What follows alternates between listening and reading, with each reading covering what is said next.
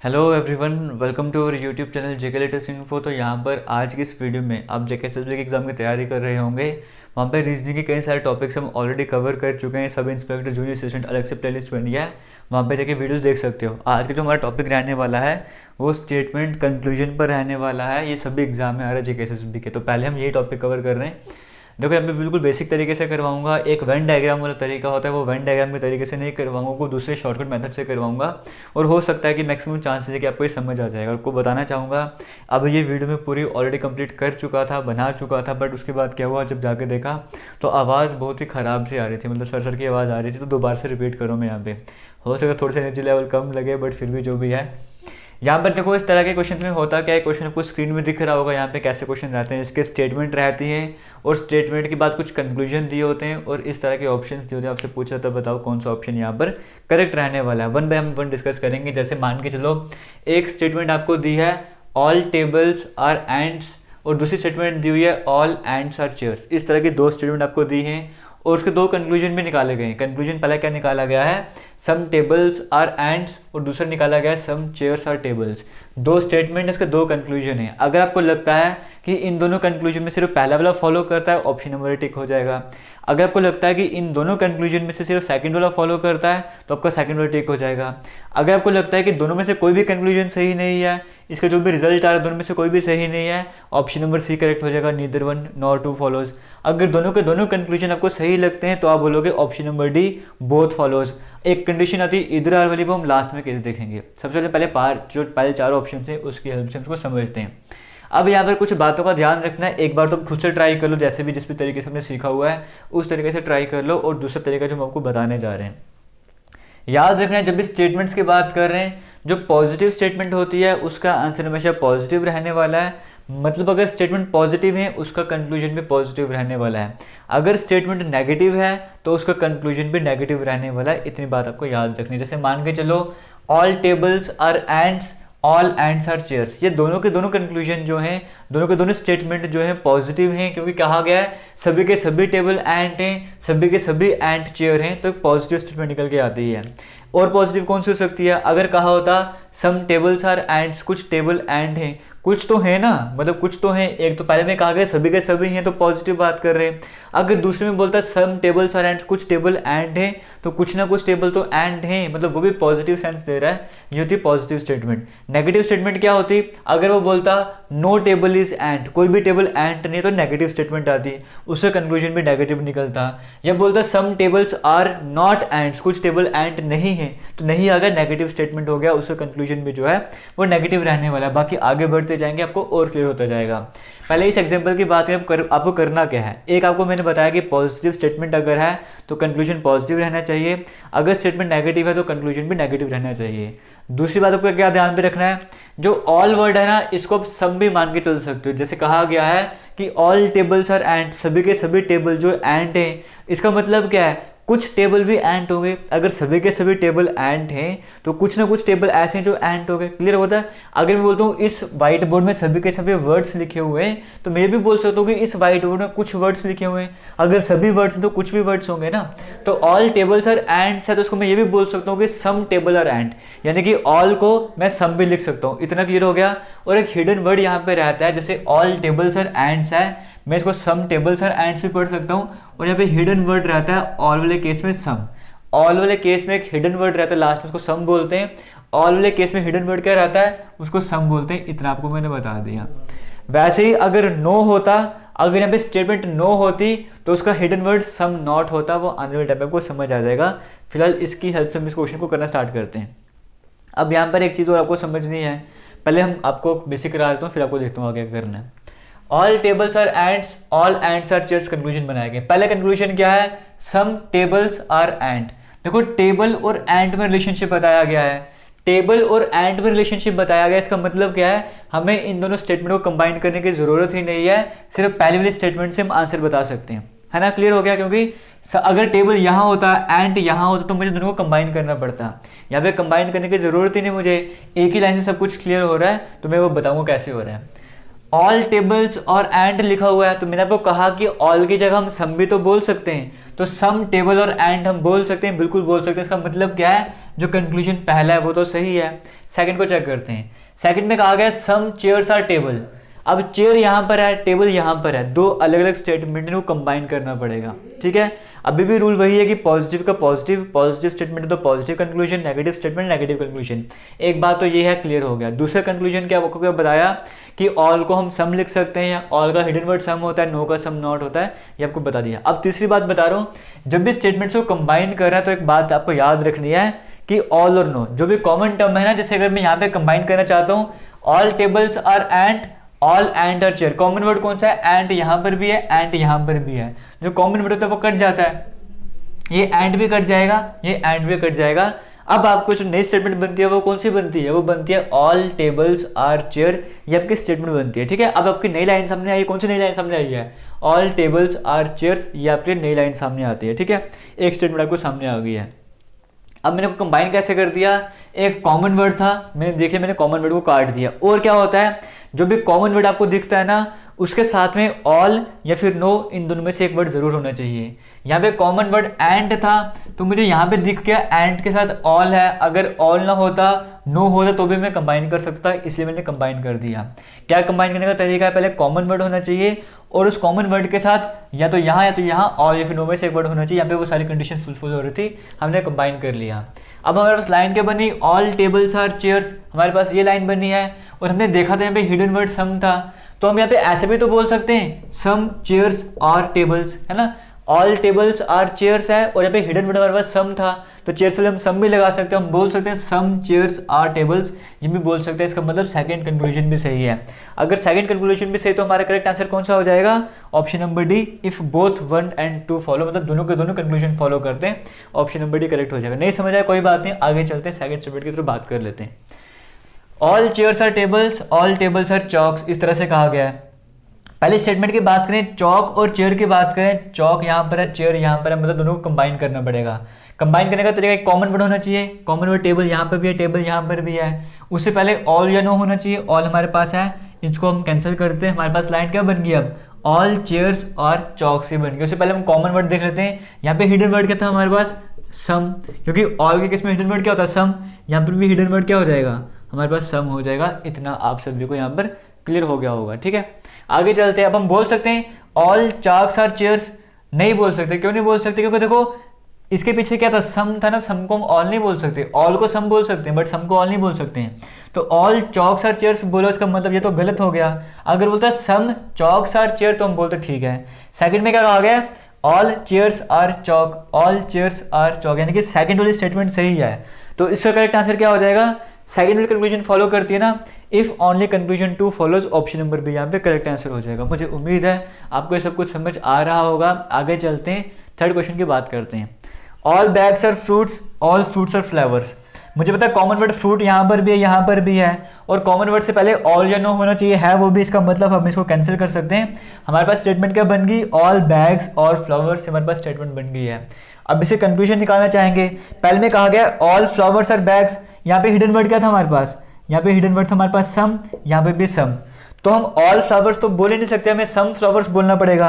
अगर some flowers बोलना पड़ेगा, इसका मतलब क्या है, पहले वाला जो कंक्लूजन है वो तो गलत हो गया। सेकंड की बात करें, ऑल बैग्स आर फ्लावर्स बिल्कुल बोल सकते हैं, सेकंड सही है। इसका मतलब इसमें भी वही है, only conclusion second follows, option number B यहाँ पे भी करेक्ट आंसर हो जाएगा। आगे चलते हैं, आपको शायद से दिख ना रहा, आपको एक बार बोल के बताता हूँ यहाँ पे क्या लिखा हुआ है। यहाँ पर लिखा हुआ है ऑल पॉलिटिशियंस आर डिसऑनेस्ट, पहले स्टेटमेंट ये है, और सेकंड स्टेटमेंट में कहा हुआ है all dishonest people are liar, ये दिया हुआ है। और कंक्लूजन में दिया हुआ है ऑल पॉलिटिशियंस आर लायर, और सेकंड में दिया हुआ some dishonest people are not politicians. अब देखते हैं इसको क्या आंसर आने वाला है। अब दोनों को अगर मैं कंबाइन करूंगा, डिसऑनेस्ट यहाँ पर भी है, डिसऑनेस्ट यहाँ पर भी है, और ऑल वर्ड भी देखने को मिल गया, इसका मतलब मैं कैंसिल कर सकता हूँ इसको। हमारे पास स्टेटमेंट क्या बन जाएगी, ऑल पॉलिटिशियंस आर लायर, इस तरह से हमारे पास बन जाएगा। इसको हम काट देते हैं, ऑल पॉलिटिशियंस आर लायर बन जाएगा। पहले में है ही लिखा हुआ कि ऑल पॉलिटिशियंस आर लायर, हमारे पास सेंटेंस भी वही बन रहा था, पहले कंक्लूजन फॉलो करते हैं। सेकंड की बात करें, some dishonest people are not politicians. अब यहाँ पर देखो, यहाँ पे dishonest people are not politicians आ गया, और हमें पता है कि ये भी पॉजिटिव स्टेटमेंट थी, ये भी पॉजिटिव स्टेटमेंट है, तो कंक्लूजन भी पॉजिटिव निकलना चाहिए। वहाँ पर नॉट आ गया, इसका मतलब क्या है, सेकंड वाला कंक्लूजन तो वैसे ही गलत हो गया, क्योंकि पॉजिटिव का नेगेटिव कभी नहीं हो सकता। इसका मतलब सिर्फ पहले वाला कंक्लूजन फॉलो कर रहा था, तो ऑप्शन नंबर ए यहाँ पे करेक्ट हो जाएगा, इफ ओनली कंक्लूजन 1 फॉलोज। आगे चलते हैं, इस क्वेश्चन की बात करें, यहाँ पर क्या लिखा हुआ है, यहाँ पर लिखा हुआ है सम बिल्डिंग्स और रूम्स। पहला स्टेटमेंट दिया गया कुछ बिल्डिंग्स रूम है, और सेकंड में कहा गया है ऑल रूम्स आर ब्रिक्स, सभी के सभी रूम्स जो है वो ब्रिक्स हैं। ये हमारे पास दो स्टेटमेंट दिए हैं। इसके दो कंक्लूजन की बात करें, क्या लिखा हुआ है, पहले में लिखा हुआ है सम बिल्डिंग्स और ब्रिक, सम रूम्स और बिल्डिंग। अब ये दोनों सम की बात करो, ऑल की बात करो, ये दोनों भी पॉजिटिव स्टेटमेंट है, रिजल्ट में हमारे पास पॉजिटिव होना चाहिए। अब अगर हम इसको कंबाइन करना चाहेंगे तो रूम यहाँ पर भी है, रूम यहाँ पर भी, उससे पहले ऑल वर्ड देखने को मिल रहा है, ऑल या नो दिख जाए तो कैंसिल कर सकते हैं, इसको भी कैंसिल कर दिया। हमारे पास क्या बच गया, सम बिल्डिंग्स आर ब्रिक्स, ये लाइन बची है। इसका मतलब पहला कंक्लूजन तो सही हो गया। सेकंड की बात करें, सेकंड में क्या कहा हुआ है, सम रूम्स आर बिल्डिंग्स, वो तो सेकंड बन ही नहीं रहा क्योंकि रूम तो हमने पहले काट दिए हुए हैं। हाँ बन सकता है, क्योंकि सम रूम्स और बिल्डिंग्स की बात करें ना, तो सम रूम्स और बिल्डिंग्स के लिए हमें दोनों को कंबाइन करने की जरूरत ही नहीं है, वो एक ही लाइन से बन जा रहा है। क्योंकि यहाँ पे रूम्स लिखा हुआ था ना, हमें दूसरे की तरफ जाने की जरूरत ही नहीं है, एक ही लाइन से हमारे पास आंसर बन रहा है, क्योंकि रूम भी उसी में है, बिल्डिंग भी उसी में है। तो मुझे पता है सम बिल्डिंग्स आर रूम है, सम का हिडन वर्ड भी सम ही होता है, तो सम बिल्डिंग्स आर रूम्स है, तो हम यहाँ पे सम रूम्स और बिल्डिंग्स भी लिख सकते हैं। सेकंड कंक्लूजन भी सही हो जाएगा। इसका मतलब फिफ्थ क्वेश्चन की बात करें, यहाँ पे दोनों के दोनों फॉलो करते हैं, बोथ 1 और 2 फॉलो, यहाँ पे ऑप्शन नंबर डी यहाँ पे करेक्ट आंसर हो जाएगा, क्योंकि सम का हिडन वर्ड भी सम ही होता है हमारे पास। ठीक है, ऑल का भी सम था, सम का भी सम है। आगे चलते हैं, अब यहाँ पर देखो क्या हो गया, अभी तक हमारे पास कौन सा केस चल रहा था, दोनों पॉजिटिव स्टेटमेंट्स आ रही थी। अब यहाँ पर देखो ये भी नेगेटिव है, नो डाइस इज क्यूब पहली statement, second statement no cube is square, दोनों के दोनों हमारे पास नेगेटिव स्टेटमेंट है। जब भी नेगेटिव स्टेटमेंट होगा ना तो कोई भी कंक्लूजन फॉलो नहीं करेगा। जब भी दोनों स्टेटमेंट नेगेटिव आ गई, डायरेक्ट अपना आंसर लिख देना है, नीदर वन नॉर फॉलोज, क्योंकि जब भी हमारे पास दोनों नेगेटिव स्टेटमेंट आ जाएंगी तो कंक्लूजन फॉलो करेगा ही नहीं कोई, डायरेक्टली देना neither one nor two follows, वो करेक्ट आंसर हो जाएगा। एक स्टेटमेंट और चल लेते हैं। अब यहाँ पर देखो क्या हो गया, some boys are flowers, no flower is a parrot. अब यहाँ पर क्या हो गया है, एक पॉजिटिव स्टेटमेंट आ गई है, एक नेगेटिव स्टेटमेंट आ गई है, एक पॉजिटिव स्टेटमेंट, एक नेगेटिव स्टेटमेंट। अब जब पॉजिटिव नेगेटिव आ गए तो क्या होता है, पॉजिटिव नेगेटिव के केस में हमारे पास कंक्लूजन हमेशा नेगेटिव रहना चाहिए। पॉजिटिव पॉजिटिव था, कंक्लूजन पॉजिटिव। अगर स्टेटमेंट नेगेटिव नेगेटिव होगी, कंक्लूजन आएगा ही नहीं। अगर स्टेटमेंट की बात करें, एक पॉजिटिव एक नेगेटिव हो जाएगा तो हमारे पास क्या रहता है यहाँ पे, इस केस में हमारे पास जब पॉजिटिव नेगेटिव आ जाता है तो हमारे पास क्या होता है, जो कंक्लूजन रहता है वो भी नेगेटिव रहता है। अब यहाँ पर बात करेंगे, देखो some boys are flowers, no flower is a parrot. यहाँ पर क्या है, some boys are flowers, some boys are flowers, वो तो ऐसे का एज इट इज लिखा हुआ है तो वो तो हम लिख सकते हैं ना। इसका मतलब पहले जो कंक्लूजन है वो बिल्कुल सही हो गया। अभी हमें कंबाइन करने की जरूरत ही नहीं पड़ी है, हमें उसी लाइन से आंसर मिल गया। सेकंड की बात करें, नो फ्लावर इज पैरेट, यहाँ पे कुछ मिस्टेक वगैरह कर दिया है, जो भी दोनों चीज़ दोनों जगह सेम सेम लिख दो, बट याद रखना कि अगर मान के जो यहाँ पे लिखा होता सम फ्लावर्स आर बॉयज लिखा होता तो वो भी सही होता। क्यों सही होता, क्योंकि सम बॉयज आर फ्लावर्स है ना, इसका हिडन वर्ड भी सम है, सम फ्लावर्स आर बॉयज लिख सकते तो पहला स्टेटमेंट वाला सही हो जाता। ठीक है, तो नो फ्लावर इज पैरेट है, तो इसका अगर मान के चलो कुछ और बनाया होता, हमें स्टेटमेंट्स को कंबाइन वगैरह करना था। चलो इसके एग्जांपल और भी आगे कहीं पर होगी, ये वाली भी है, हम यहाँ पर देख लेंगे इस क्वेश्चन को कैसे करना है। यहाँ पे कुछ क्वेश्चन में मिस्टेक हो गई है। आगे चलते नेक्स्ट की बात करते हैं, ऑल रोड्स आर पोल्स, सभी के सभी रोड्स कैसे हैं, पोल्स हैं। और सेकंड में कहा गया नो पोल इज हाउस, ये दो स्टेटमेंट दिए हैं और कंक्लूजन भी दिए हुए हैं। अब हमें पता है एक पॉजिटिव है एक नेगेटिव है, तो कंक्लूजन कैसा निकलना चाहिए, कंक्लूजन नेगेटिव निकलना चाहिए।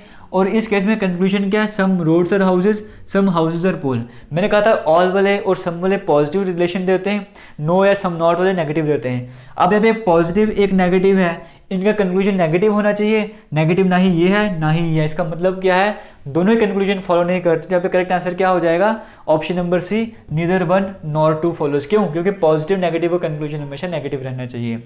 आगे चलते हैं नेक्स्ट क्वेश्चन की बात करते हैं। कहा गया है ऑल मैन आर थीव्स, पहले ये कहा गया है। सेकंड केस में कहा गया है नो थीव्स और एडुकेटेड। ठीक है, पॉजिटिव नेगेटिव है, हमारे पास कंक्लूजन भी यहाँ पे नेगेटिव रहना चाहिए। इतना क्लियर हो गया। तो पहला जो कंक्लूजन है ऑल थीव्स और एडुकेटेड, ये तो पॉजिटिव हो गया, ये तो हो ही नहीं सकता आंसर। सेकंड की बात करें नो मैन और एडुकेटेड, इसको हम चेक करते हैं क्या ये हो सकता है, क्योंकि मैन यहाँ पर है एडुकेटेड यहाँ पर है, इसके लिए हमें दोनों को कंबाइन करना होगा। अब यहाँ पर देखो थीव्स यहाँ पर भी है, थीव्स यहाँ पर भी है, उससे पहले ऑल या नो होना चाहिए था, नो है, हम इसको कैंसिल कर सकते हैं। हमारे पास क्या बच गया, अब हमारे पास बच गया ऑल मैन और एडुकेटेड, हमारे पास सिर्फ ये बच गया है। इतना क्लियर हो गया। अब देखो जब ऐसा केस आ जाता है ना पॉजिटिव नेगेटिव वाला, तो हम तब क्या करते हैं, ऑल को हम नो पढ़ते हैं। तब हम ऑल को नो पढ़ते हैं तो ऑल मैनर एडवोकेटेड को हम पढ़ सकते हैं, ऑल को हम नो पढ़ सकते हैं, हम बोल सकते हैं नो मैनर एडवोकेटेड। इसका मतलब सेकंड वाला कंक्लूजन सही हो जाएगा।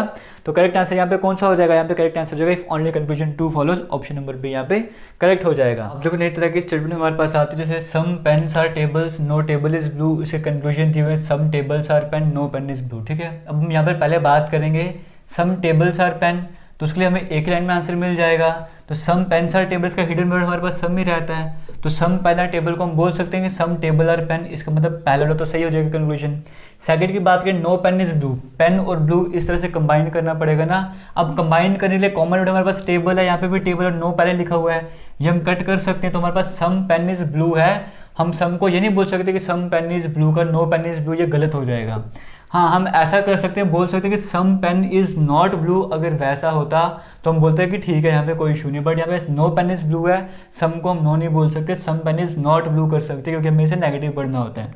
इसका मतलब इस केस में हमारा सिर्फ पहला कंक्लूजन करेक्ट, तो पहला कंक्लूजन आपको ऑप्शन नंबर ए में देखने को मिल रहा है, ऑप्शन नंबर ए यहाँ पे करेक्ट हो जाएगा।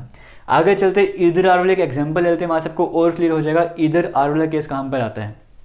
यहाँ पर कहा गया ऑल मैन आर यंग, सभी के सभी मैन यंग हैं। पहली स्टेटमेंट में क्या कहा गया है, सेकंड में कहा गया है सम यंग और ओल्ड, कुछ यंग जो है वो ओल्ड, दो तरह के स्टेटमेंट हैं। कंक्लूजन पहले की बात करें सम मैन और ओल्ड, सेकंड की बात करें सम मैन और नॉट ओल्ड, दो कंक्लूजन दिए गए हैं। अब इधर आर वाला केस कब लगता है, इसमें वही लगेगा। आपको बता रहा हूँ 3 कंडीशन यहाँ पे आपको देखनी पड़ती है। पहले ये है कि पहली कंडीशन आपको क्या देखनी है कि दोनों कंक्लूजन है, बोथ कंक्लूजन जो हैं दोनों के दोनों कंक्लूजन गलत होने चाहिए। पहली कंडीशन ये होने चाहिए। दूसरी कंडीशन आपके पास क्या होना चाहिए, सब्जेक्ट और ऑब्जेक्ट सेम होना चाहिए। मतलब जैसे देखो मैन और ओल्ड की बात कर रहे थे, तो यहाँ पर भी मैन और ओल्ड की बात करी है, ये कंडीशन होनी चाहिए। तीसरी क्या है, एक स्टेटमेंट पॉजिटिव एक नेगेटिव होना चाहिए, एक कंक्लूजन पॉजिटिव है एक नेगेटिव होना चाहिए। अब हम देखते हैं ऑल मैन आर यंग, इसका हिडन वर्ड हमारे पास सम रहता है, सम यंग आर ओल्ड, इसका हिडन वर्ड हमारे पास सम रहता है। अगर दोनों को मैं कंबाइन करना चाहता हूँ, यंग यहाँ पर भी है यंग यहाँ पर भी है, बट उससे पहले ऑल या फिर नो होना चाहिए ना। अगर दो स्टेटमेंट को कंबाइन करना है पहले ऑल या नो होना चाहिए, ऑल या नो यहाँ पर नहीं है यहाँ पर भी नहीं। इसका मतलब क्या, हम इन दोनों को कंबाइन नहीं कर सकते। जब इन दोनों को कंबाइन ही नहीं कर सकते तो दोनों के दोनों कंक्लूजन जो है गलत हो जाएंगे। पहली कंडीशन सेटिस्फाइड हो गई है।